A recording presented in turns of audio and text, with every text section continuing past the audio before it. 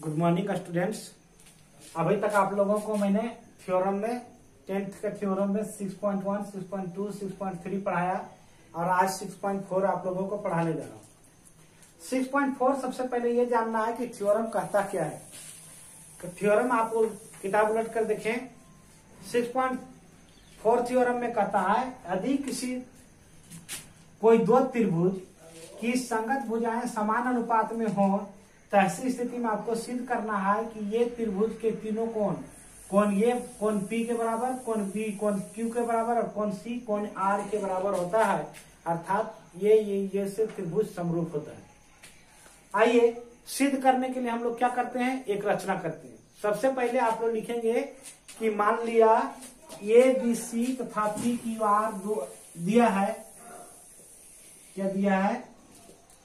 ABC तथा PQR दो ऐसे त्रिभुज हैं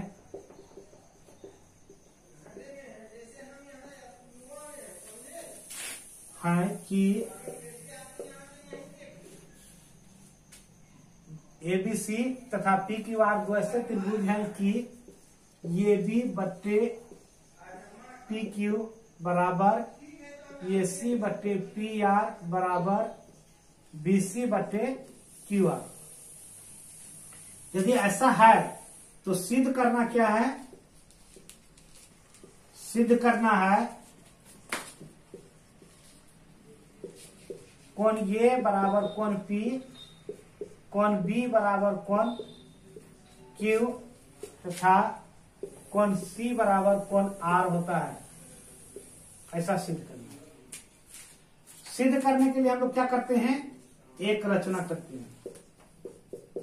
रचना करते हैं ये भी बराबर PD लेते हैं। ये भी बराबर PD और AC बराबर PE। PD लिए और AC बराबर PE लिए और उसके बाद DE को मिला दिए। क्या लिखे रचना? ये भी बराबर PD तथा ये C बराबर PE लेकर DE मिलाया।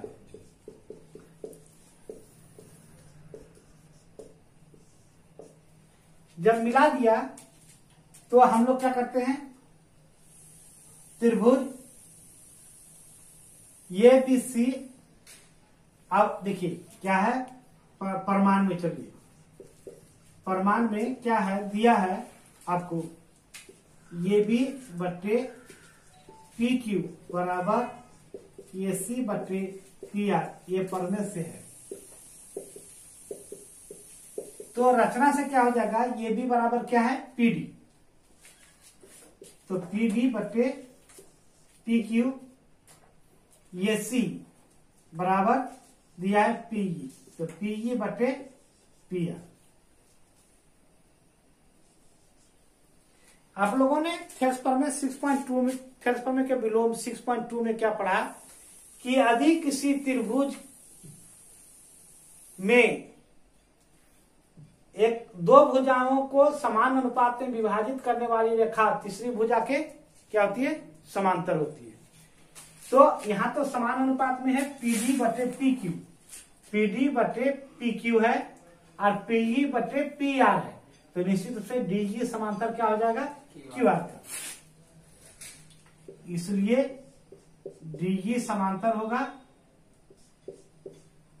QR का।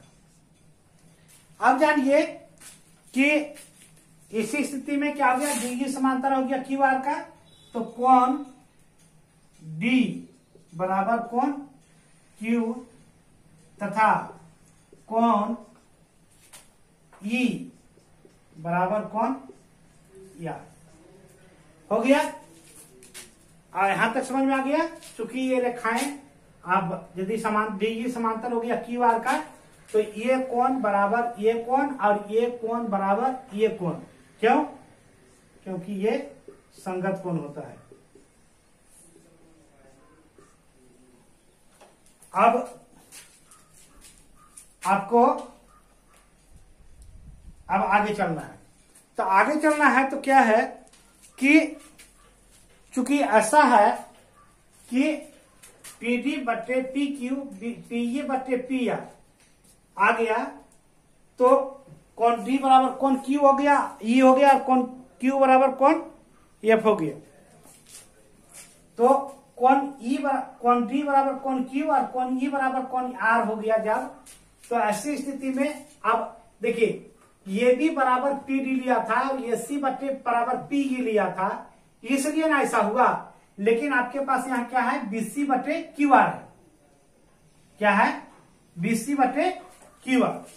तो बीसी बटे क्यू आर है, तो ये डीई बटे यहाँ क्यू आर हो जाएगा। तो अब देखिए, इसलिए क्या हो जाएगा कि ये बी बटे पी क्यू, चूंकि ऐसा दिया है, क्या है कि ये बी बटे पी क्यू और एस सी बटे Q R, sorry P R और बीसी बटे क्यू आर है। परंतु यहां क्या है यहां एक मिनट पहले इसे ही लिखते हैं। क्या लिखते हैं, ऐसे पहले इसी को लिख लेते हैं। इसलिए हो गया पी डी बटे पी क्यू बराबर पीई बटे पी आर बराबर क्या हो गया, डीई बटे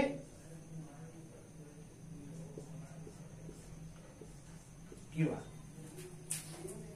परंतु क्या है, पढ़ने में क्या दिया आपको, ए बी बटे पी क्यू बराबर ए सी बटे पी आर बराबर बी सी बटे क्यू आर। जब ये हो गया सिद्ध का, इसके कारण ये भुजा इसका ये कोण इसके कोण के बराबर और ये कोण इसके कोण के बराबर और ये भुजा जब ये देखिए संगत कोण हो गया जब, तो ऐसी स्थिति में क्या हो गया, ये छोटा त्रिभुज का दो कोण इस बड़े त्रिभुज के दो कोण के बराबर हो गया, तो छोटा त्रिभुज बड़ा त्रिभुज का क्या हो गया, समरूप हो गया। और समरूप हो गया इसलिए क्या हो गया कि इसकी तीनों भुजाएं इस बड़े त्रिभुज की तीनों भुजाओं के संगत होते हैं। पर में 6.3 से 6.3 पढ़ा, तो 6.3 से ये है। अब परमे 6.3 से ये आया और ये है परमे से, परमे में दिया है 6.4 में। तो ऐसी स्थिति में क्या हो गया, अब देखिए आप लोगों ने ये भी बराबर पी डी लिया है, ये सी बराबर पी ई लिया है, यहां तक तो ठीक है। पी डी बराबर ये बी, पी ई बराबर ये सी, तो डी ई बराबर यहां क्या हो गया, बी सी हो गया ना। यहाँ यदि ये दोनों बराबर है तो इसी स्थिति भी बराबर हो गया, इसलिए क्या हो गया, बीसी बराबर डी। तो सर्वांग समता नियम